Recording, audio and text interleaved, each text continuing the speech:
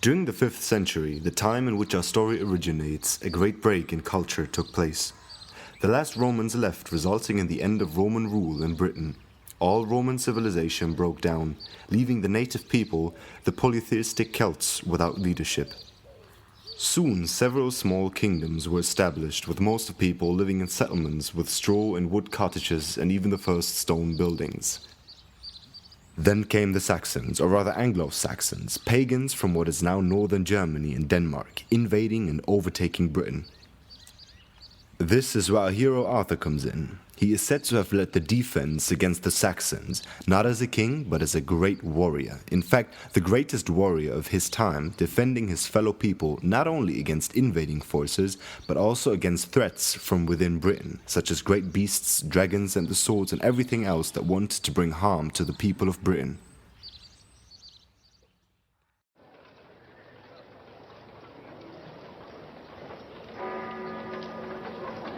After the defeat of the Anglo-Saxons by William the Conqueror in 1066, which led to the replacement of the Anglo-Saxon elite with Norman French nobles and their supporters, William established the type of monarchy we know today as typical for the High Middle Ages. During this time, England became a powerful, centralized state with strong military and a successful economy. It had become a Christian country when the Anglo-Saxons converted in the 7th century. By the 12th century, Christianity had become well established in England, with monasteries and grand cathedrals and of course the hierarchy of the Christian religion.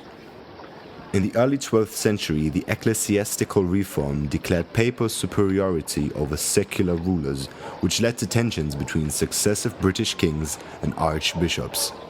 Either way, England flourished during the 12th century. Its population more than doubled, fueling the growth of towns, cities, and trades. A growing refinement of manners takes place and literacy begins to spread. The people were concerned with social conduct, with chivalry playing in great part. So in this time it also played an important role in the story of King Arthur as it was then told. 12th century chivalry, as described at King Arthur's court, consisted of a knightly code in which one's delicate honor and worthiness was valued above almost all else. Loyalty, cunning and bravery were deemed appropriate qualities in King Arthur's knights.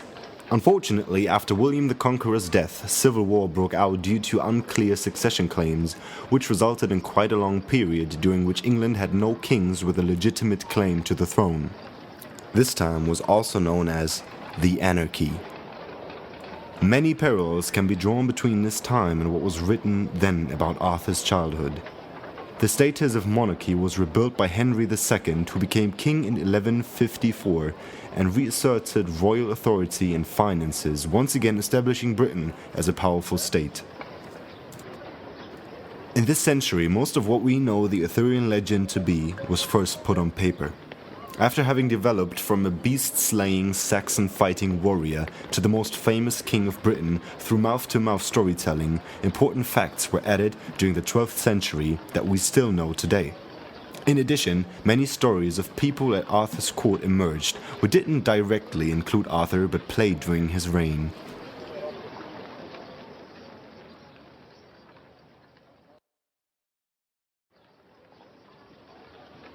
After having become less popular during the late Middle Ages, the Arthurian legend experienced a major resurgence during the Victorian era in the 19th century. The British Empire marked an age that was England's greatest after that of Queen Elizabeth I's. Parallels to Arthur's mythic reign in Camelot could be drawn. It was a time of peace and prosperity during which many changes took place. The Industrial Revolution having emerged in England played an especially large role there. But there were also great changes in the cultural and social standards. The Church of England having been introduced by Henry VIII, declaring the acting monarch as head of the church, was the dominant religion, but the most interesting changes took place within the social structures of society. Males and females were kept separate from each other during education and such until marriage, resulting in a homosocial world.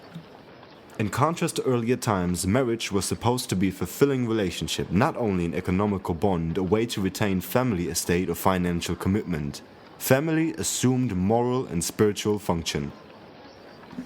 Prior to the emergence of the modern family, infant mortality rates used to be so high that mothers often did not bond with their children because of the emotional pain they would suffer. Due to improvements in sanitation and medicine during the Victorian period, infant mortality rates decreased, enabling parents to form stronger bonds with their children, which led to the modern concept of parenting. Men and women had separate roles within the family. Men had to go out to work and pursue a profession to provide for the family, whereas women were to care for their children at home. They were expected to promote the happiness of those around them and provide family comfort and social enjoyment. Women were linked with ruling and deciding what should be deemed correct or incorrect. Men, however, were associated with adventure, war, danger, and temptation. All this did not change overnight. There was a period at the beginning of the Victorian era in which mixed ideals were circulating. This can be seen in one of the most famous Arthur adaptations, Idylls of a King, by Tennyson. The kingdom is held together not through parliamentary institutions, but through the moral sense of the knights as individuals who recognize Arthur as their hero and leader. In nearly all adaptations of the time, the wastes of England before Arthur's accession to the throne are described as wild and infected by wolves, cut loose from civilized traditions. It was during this time that the myth evolved into what we know as the foundations of the legend today. Despite many different versions and interpretations, the basic story of King Arthur remains the same.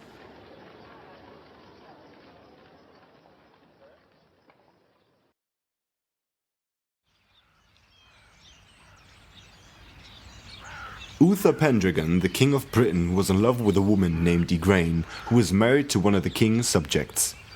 Uther conspired with his advisor Merlin, who cast a spell that made him look like Igraine's husband. He went to Igraine that night and they conceived a son, but also that very same night Igraine's husband was killed. Arthur was born soon thereafter and the king married Igraine.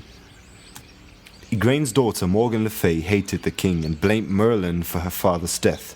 She also hated the child Arthur that her mother had with the king, so she cursed him with her magical powers. Following Merlin's advice, they gave Arthur away to be raised by their trusted friend Sir Ector to keep him out of harm's way. A little later, the king mysteriously died. Igraine tried to rule as queen, but she was a weak ruler. Different lords tried to step in as king, causing unrest within the kingdom. After her death, which also occurred quite soon, leaving the country without a leader, Merlin brought together the knights and lords of England. Merlin showed them a strange sight, a sword in a stone with a message that read, "Whoever can pull this sword from this stone will be king of Britain." And all of the knights and lords tried, but none of them could pull the sword from the stone.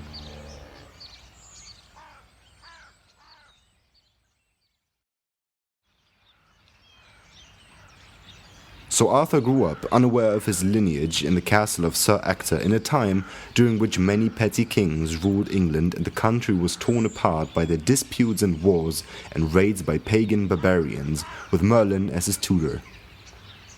One day, when Arthur reached the age of 15, Merlin brought him before the sword and the stone, which Arthur was able to pull out with ease.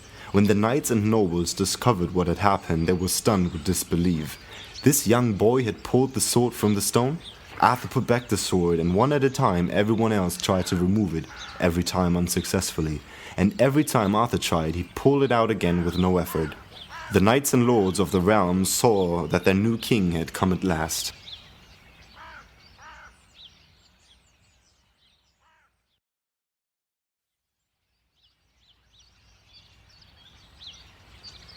Arthur ruled as a strong and righteous king with the guidance of Merlin. His court flourished and knights and maidens came to the frequent feasts and tournaments.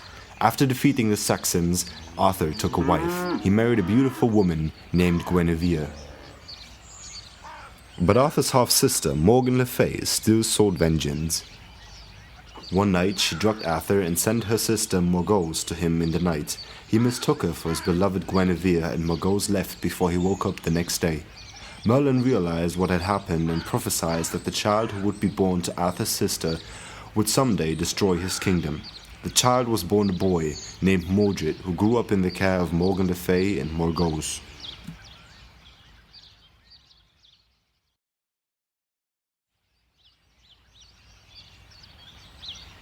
Many years earlier, Merlin had had a dream which foretold the birth and reign of Arthur. The dream also predicted that Arthur was to find a magic sword, so Merlin brought Arthur to the shore of a lake where a hand holding a beautiful sword reached out of the water. It was the Lady of the Lake. Arthur took the sword, which was named Excalibur. The Lady of the Lake told Arthur that the sword was meant for him alone and that it would serve him well. But she also told him that when he dies, the sword must be returned to the lake. So Arthur agreed. Arthur and Merlin then parted ways. Arthur went to rule his kingdom, and Merlin retired to a cave under the mountains where he would study for many years.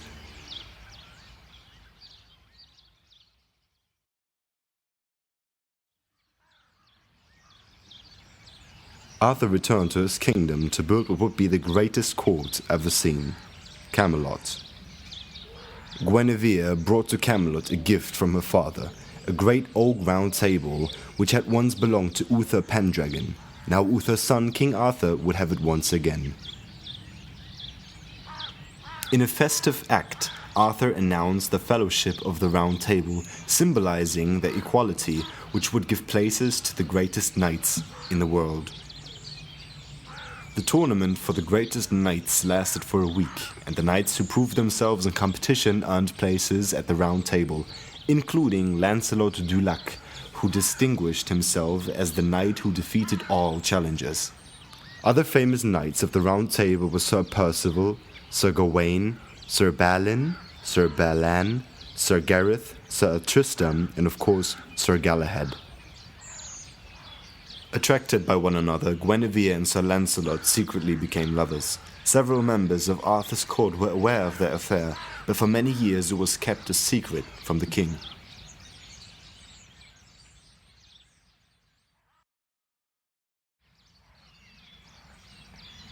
The victories and adventures of King Arthur extended throughout Europe.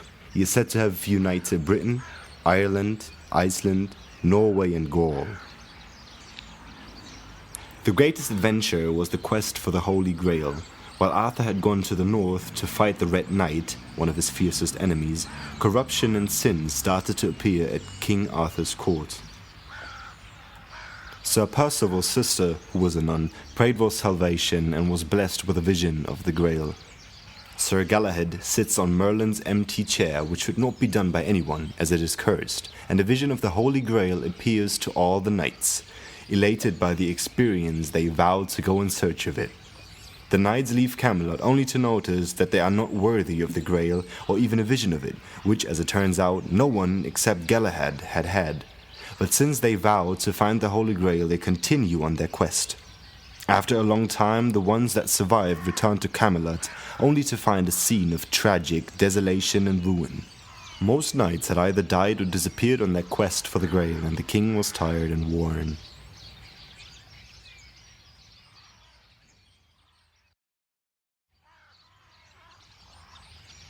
During the last tournament, the king cannot be presented, and all rules of chivalry and fairness were broken. The corruption and decay that had been brewing in Camelot came to the surface.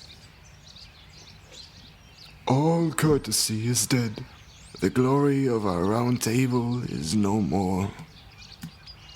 Guinevere notices that most of the kingdom's awful state is due to her own sinful behavior, as the moral downfall of Camelot is because of Guinevere's and Lancelot's first sin. While Arthur was off on one of his adventures, his nephew and son Mordred aroused discord and treason at the court, started rebellion in Camelot, and seized the kingdom. Arthur returns, having learned of Guinevere's infidelity, and confronts her. Having had a vision and knowing of his own downfall, he says goodbye to her and tells her that he is about to kill Mordred and die himself. Guinevere becomes hysterical, realizing that she still loves Arthur and understands at last the significance and consequence of her immorality. So she becomes a nun.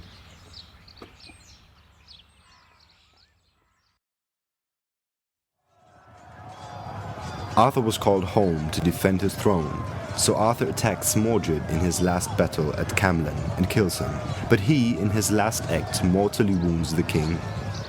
As Arthur lay dying by the side of a lake, he sent a knight to the waters with Excalibur to fulfill his agreement with the Lady of the Lake. the knight threw Excalibur into the water where it was caught by her hand.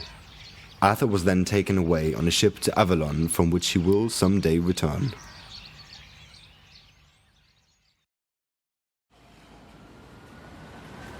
During the past century, more has changed than in any other since the existence of mankind. It was a century that started with horses and simple automobiles, but ended in high-speed rail, cruise ships, global commercial air travel, and the space shuttle. The global life expectancy went up from an average lifespan of 35 years to an astonishing 65 years, partly because of the strong increase of medical knowledge and international exchange between researchers, resulting in a strong increase of world population. After 2 world wars, the global economy was established and democracy proved to be the most popular polity, with some countries holding on to their monarchs for symbolic purposes. For the first time in human history, empires and their wars of expansion and colonization ceased to be a factor in international affairs, resulting in a far more globalized and cooperative world. Since the digital revolution started, many new technologies have emerged and steadily evolved, again leading to a strong globalization due to the increased use of telephones and the invention of the internet. What also strongly formed the past century was the general fight for equality of skin color, gender, sexual orientation, religion, and many more, with increasing success. But there have also been negative aspects, as for example the invention and use of the atomic bombs, the excessive use of limited resources such as fossil fuel, which lead to a general dystopian idea of the future. It is a century that has already been filled with many changes in politics, ideology, economics, society, culture, science, technology, and medicine. And with it, the interpretations of the Arthurian legend changed.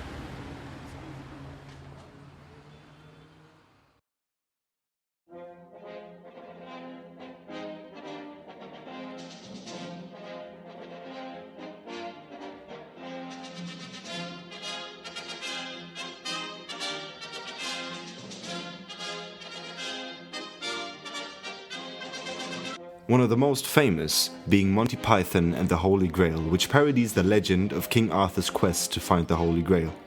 In 932, King Arthur, along with his squire, Patsy, recruits the Knights of the Round Table.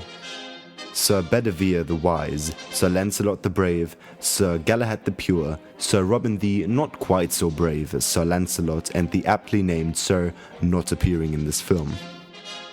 The knights reach Camelot, but following a song and dance cutaway, Arthur decides not to enter because 'tis a silly place. They are instructed by God to seek the Holy Grail. The knights separate and each of them encounters various perils on his quest. After regrouping, they find out that the Grail is kept at the castle of Just as they are about to attack, the modern police arrive on the scene. Arthur and Bedivere are arrested, and one of the officers covers the lens with his hand. The film breaks in the projector and runs out of gates, putting an abrupt end to the film.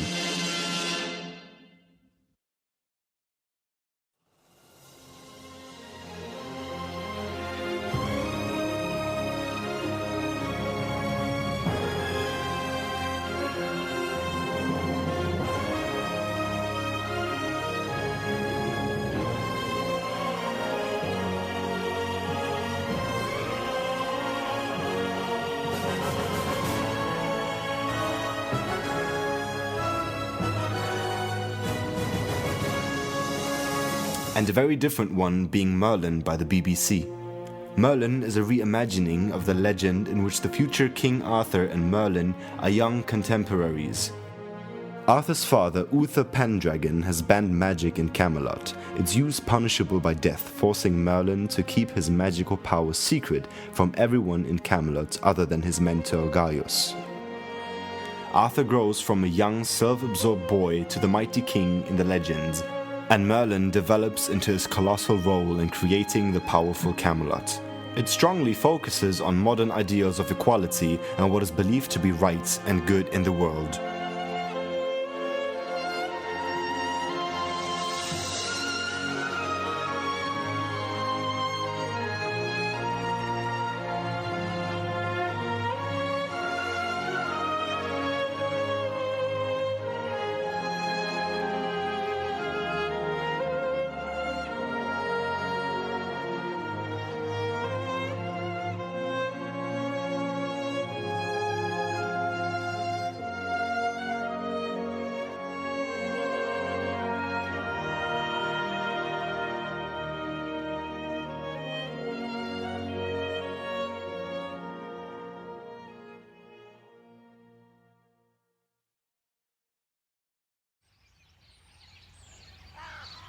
There are many more versions and adaptations. The variety shows how popular the legend is, even throughout modern times.